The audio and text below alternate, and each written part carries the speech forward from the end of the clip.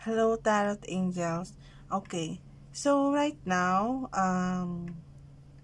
tignan natin ngayon or maybe kunin natin yung energy mo ngayon and then tignan natin kung ano ba yung mga nais sabihin or maybe kasi pwede kung meron kang someone na sabihin na natin kakonect right now or maybe I don't know kung pwedeng ito yung past person or maybe a current person nakakonect mo ngayon, no? So, pwedeng malaman natin kung ano ba yung nais niya sabihin para sa'yo. Okay? Kung ano yung hindi niya masabi. O maybe kung nagkaroon kayo ng something breakup recently o neto lang. O pwedeng kung in relationship ka pa dito sa tao na to na titignan natin yung energy niya, no? Is kung ano ba yung mga gusto niya sabihin o maybe iparating para sa'yo, no? So, tignan natin. Pero una muna, para malaman natin kung para sa'yo nga ba itong mensahe na to, is gusto muna natin dapat malaman o maybe tignan muna natin ngayon kung ano ba yung energy mo. Okay? So, remind ko lang, hindi lahat ng mababalasan natin o ma-spread natin sa cards is magre-resonate sa'yo. Okay? Dahil hindi natin lahat pwedeng kunin yung energy kung sino man yung mga taong nanonood dito sa atin. So, remind ko lang ulit, again, take only what resonate and then leave the rest. Okay? So, proceed tayo muna ngayon about your energy. Tignan natin, ano ba tong energy mo? Para malaman mo kung para sa'yo nga ba tong mensahe na to, no? Para malaman natin kung para sa'yo ba tong energy na ito. So, kapag nag-resonate, which means para sa'yo to. Okay? And then, dun sa mga hindi makaka-resonate, maybe some other time ulit, again, no, malalaman o makikita natin yung energy mo. Okay? So, tingnan natin. Ano po bang energy netong tao na to? Right now. Ano ba yung nilalaman ng damdamin niya ngayon o ng emosyon na nararamdaman niya ngayon? Energy. This is a general love reading, ha. So, hindi lahat makaka-resonate dito. Sa dami, siyempre, ng tao dito sa atin, sa mundo, no. So, take only what resonate and then leave the rest. Okay. So, we'll see kung para sa'yo nga ba tong energy na to. Okay.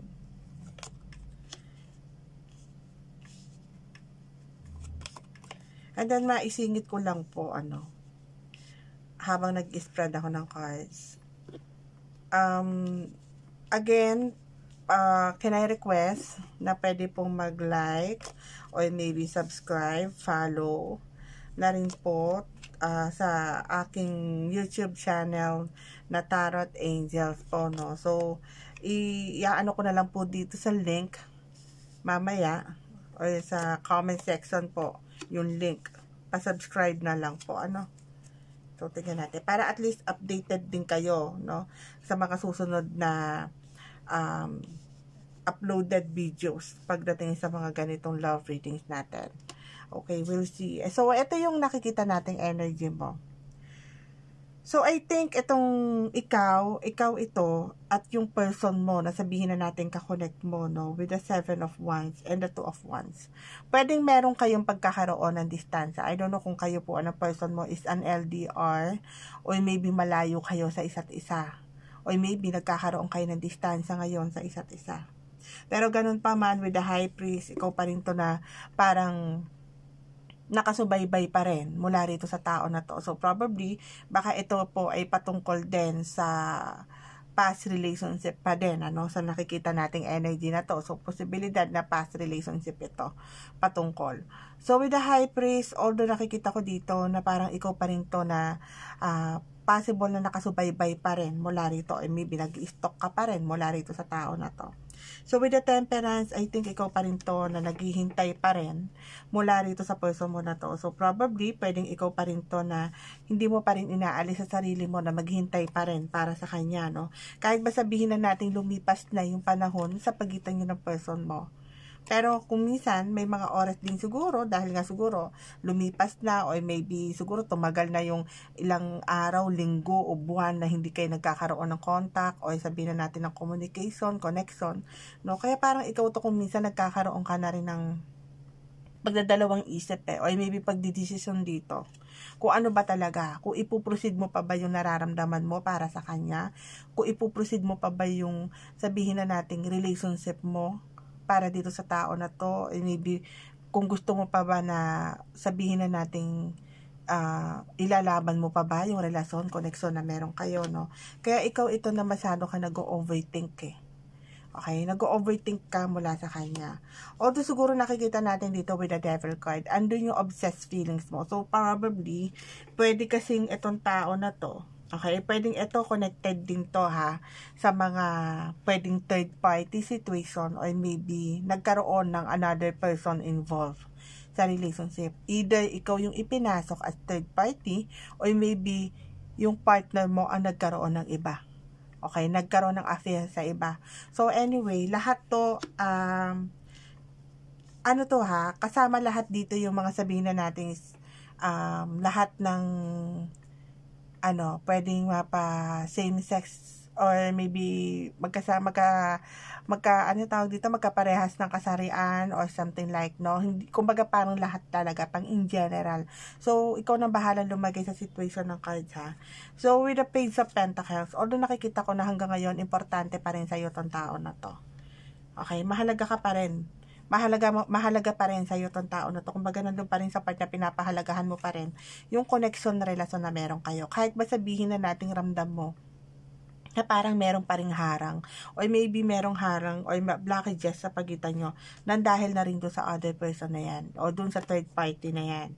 Okay? So, with the Two of Pentacles, sabihin na natin ikaw ito ngayon na possible na nagko-control hanggat maaari, or maybe na doon sa part na binabalanse mo yung emotions mo, yung nararamdaman mo pagdating dito sa person mo na to. Kasi kung tutuusin, lahat naman ginawa mo na para sa kanya Siguro na doon sa part na sinubukan mo na siyang kausapin, sinubukan mo na siyang i-please, or maybe na doon sa part na pina-explain mo sa kanya lahat, pinaliwanag mo, although siguro kung sa pa rin itong may kasalanan sa'yo, ikaw na yung nagpakumbaba, Pero itong tao na to parang nanatili pa rin siya nag-ignore. O sabihin na natin naramdaman mo talaga na andyan pa rin sa binaliwala ka pa rin, inignore ka pa rin, pinaramdam pa rin niya sa'yo na binaliwala ka talaga o hindi ka pinansin. So, siyempre, masakit para sa iyo yun. 'Di ba? Kasi nilunok mo na yung pride mo Tapos, ang mangyayari, parang isa pa yung magmamatigas sa sitwasyon, And then, ngayon, parang ang dating, mas pinili o mas pinaboran niya yung other person na na-involved na yon sa relationship connection yung dalawa. Although, siguro nandun sa part na mahal mo tong tao na to, Pero kung minsan kasi, noon pa man siguro ramdam mo na, during time siguro na meron pa kayong relasyon dalawa na itong tao na to, ramdam mo na yung pagbagal ng connection nyo Kaya parang ikaw din siguro minsan hindi mo na alam kung saan ka pa ba lulugar sa buhay nito ng tao na to, Kumbaga lahat naman ibinigay mo na para sa kanya, Pero sadyang matigas, or sabihin na natin sadyang nagpapairal ng pride itong person mo na to. Kaya ikaw ito na para ka nasasaktan sa sitwasyon ngayon. Na parang ikaw itong feeling disappointed kasi bakit naman ganon, di ba? Parang ang dating sa'yo napaka-unfair naman. Okay? So, anyway, ito yung nakikita nating energy mo right now. So, tignan naman natin ngayon kung sino ba tong tao na to na tinutukoy ngayon dito sa energy mo. Or maybe your connection person, Kung sino ba siya. Kung sa ba to, kung ito yung si past person mo, or maybe a current person na kakonect mo ngayon, So, tignan natin ngayon kung ano ba yung naiisip niya at nararamdaman niya ngayon para sa'yo at this time, at this moment, Kung ano ba yung nais niyang isabihin, or maybe nais niyang iparating para sa'yo. Okay? So, we'll see. Tignan natin ngayon, ano ba yung naiisip o maybe nararamdaman nitong tao na to ngayon towards you, at kung ano ba yung nais niyang iparating, o maybe gusto niyang sabihin. Siguro ito yung mga hindi niya nasabi sa'yo, dahil nga siguro bigla ka na lang iniwan bigla sa ere nitong tao na to na wala nang paramdam at all, So, tignan natin ngayon, ano ba yung gusto niyang sabihin sa'yo right now, nais niyang iparating for you, o maybe gustong sabihin ni person. Okay. So, tingnan natin, ha.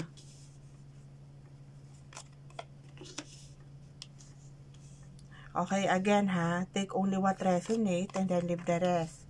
Kung di ka makaka-resonate dito sa readings natin, maybe sa mga susunod na readings po natin, ay makuha na natin ang energy mo. Okay?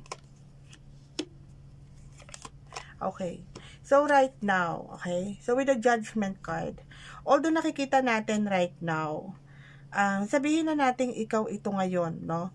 Ay, maybe itong person mo na to, sorry. So, itong person mo na to ngayon, is possible nagkakaroon din ng realization sa nangyari. Okay? Kung nagkaroon man siya ng pagkakamali, o maybe alam niya sa sarili niya na nagkaroon siya ng pagkakamali at kasalanan for you, ano? Pero sa nagkakaroon din ng realization o awakening sa nangyari, nakakaranas at nakakaramdam din ng lungkot itong tao na to ngayon. So, probably, pwedeng ito'y patungkol din sa mag-asawa, magka-live-in, o magka-relasyon, ha? So, with the Ace of Swords, although sabihin na natin naputol yung connection, relationship nyo together, at talagang inalisan ka o tinalikuran ka na itong tao na to, no? Pero hindi ibig sabihin at hindi nangangahulugan na hindi ka na minahal o hindi ka minahal na itong tao na to. Kung tutuusin naman, minahal ka naman talaga. At the same time, nandun sa part na pinahalagahan naman din niya ipagsasama niyo together. At hanggang ngayon, pwedeng ando dun pa rin yung sabihin na natin, siguro yung memories mo, o yung sabihin na natin yung naging bonding nyo before, kumbaga hindi pa rin naman din niya totally nakakalimutan yon. At andun pa rin sa puntong alaala niya pa rin, ano. So, I think itong person mo with the Temperance, pwede nga din sa part na hindi pa rin naman din niya inaalis sa sarili niya na maghintay din. Okay, siguro naghihintay lang siya ng tamang pagkakataon, if ever, no. Kasi nga siguro dahil nandyan si third party o si other person na na-involved sa connection yung dalawa, no? I think ando sa part na alam naman din niya. Siguro naghahanap, I mean na itong Temperance na to pwedeng naghihintay lang siya ng tamang pagkakataon para siguro mag-reach out sa'yo o kamustahin ka, kausapin ka, no? I-message ka. No? Alam naman din niya kasi na talagang although siya yung may kasalanan o maybe niya nga may na-involved na other person, at the same time alam naman din niya talaga sa sarili niya na siya yung unang gumawa ng eksena rito, na talagang nagkaroon ng something conflict or maybe issue sa pagitan yung dalawa. Na isang dahilan kung bakit nagkaroon kayo ng distansya. Siguro baka iniisip na itong tao na to na kaya niya nagawa yung kasi malayo kayo sa isa't isa. Pwedeng ganon dahil may pagka-LDR situationship kayo. Possible. So, I think ando sa part na para rin isang nasaktan din. Okay? Kahit ba sabihin na natin alam niya na mas pinili niya si other person at natukso sa doon, natukso talaga sa pwedeng yung other person nagpakita rin ng motibo para sa kanya. Siyempre, sa itong lalaki o something kung sino man to o kung sino man tong person na to na tinutukoy dito na nagkaroon ng pagkakamali o kasalanan, isa doon sa part na nasaktan, nahirapan din. Kumbaga nandun sa part na hanggang ngayon bit-bit niya pa rin yung guilt o yung sabihin na nating na guilty talaga siya. Okay? Kasi alam niya kumbaga hindi naman din manhid tong tao na to, pero yun nga lang may oras lang din kasi na kuminsan nagpapairal din siya ng pride niya. At the same time with the 5 of Cups, I think itong person mo na to nakakaramdam ng lungkot at panghihinayang sa nangyari. Until now, ayan para sang inuusig ng konsensya niya. Kung makikita mo talagang nag-iisip siya sa iyo ngayon at this time sa mga oras na to. So with the Moon card, andun yung lungkot. Parang andun siya, nagkaroon siya ng realization na para sang bigla sang sa isip niya na bakit niya kung di siguro niya ginawa yung way na o yung kasalanan na yon, hindi mangyayari to. Okay, hindi mangyayari tong taway moment na to na magkakaroon ng hiwalayan sa inyong dalawa. Okay?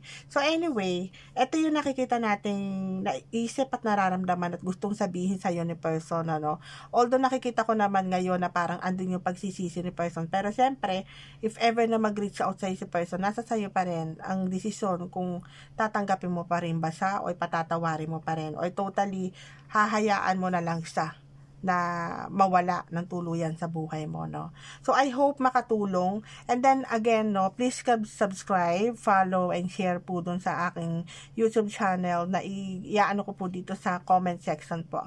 So, bye as well.